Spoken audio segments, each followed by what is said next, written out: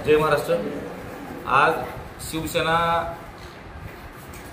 पक्ष आयोजित धाराशिव कळंब विधानसभा अंतर्गत आज पक्ष सदस्य नोंदणी अभियान ची काही बैठक प्रमुख पदाधिकाऱ्यांच्या अनुषंगाने आजची बैठक झाली आणि त्याचबरोबर धाराशिव आणि कळंब विधानसभा मतदारसंघातले जी काय जिल्हा परिषद गणाचे प्रमुख आपले पदाधिकारी आहेत, ज्यांना शिवसेनेमध्ये आम्ही विभाग प्रमुख म्हणतो, विभाग प्रमुख, पंचायत समिती गणाचे प्रमुख अशा लोकांच्या देखील निवडींची बऱ्याच काही निवडी आज करण्यात आल्या।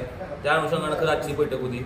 शिवसेना सदस्य नोंदणी अभियान हे शिवसेना पक्षाकडून राबवलं जाणारा खूप मोठ्या प्रमाणात हा अभियान आहे।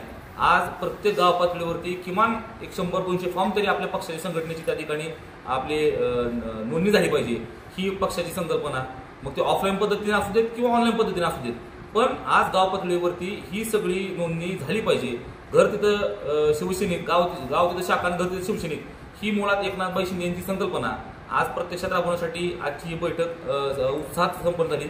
खूप मोठ्या प्रमाणामध्ये पदाधिकारी या ठिकाणी उपस्थित होते आणि त्याच्या अनुषंगानं येणाऱ्या जिल्हा परिषद निवडणुका, पंचायत समितीच्या निवडणुका आणि धाराशिव नगर परिषद असेल किंवा कळंब नगर परिषद असेल, याच्या अनुषंगानं देखील काही आज महत्त्वपूर्ण चर्चा, पदाधिकाऱ्यांची चर्चा संपन्न झाली। जी काही इच्छुक उमेदवार असतील त्यांचं देखील आम्ही बायफर्गेशन, कॅटेगरी 1, कॅटेगरी 2 असं आम्ही चालू केलेलं आहे। तर आरक्षणाची प्रक्रिया आणि होणाऱ्या संभाव्य निवडणुकीच्या अनुषंगाने काय मतदार नोंदणी जे असतील, त्याचे आक्षेप असतील, मतदार नोंदणीची प्रक्रिया असेल, तर अशी काय माहिती समोर आली आज पदाधिकारी चर्चेच्या माध्यमातून की आता नोंदवलेले मतदान हे मतदान त्या मतदानाला येणार नाही, किंवा आता जे आपण मतदान नोंदणी करत असेल तर ते मतदान नोंदणी झालेलं मतदान ह्या येणाऱ्या स्थानिक स्वराज्य संस्थेच्या निवडणुकीमध्ये येणार नाही, अशी देखील काही बाब आमच्या पदाधिकाऱ्याच्या माध्यमातून लक्षात आली।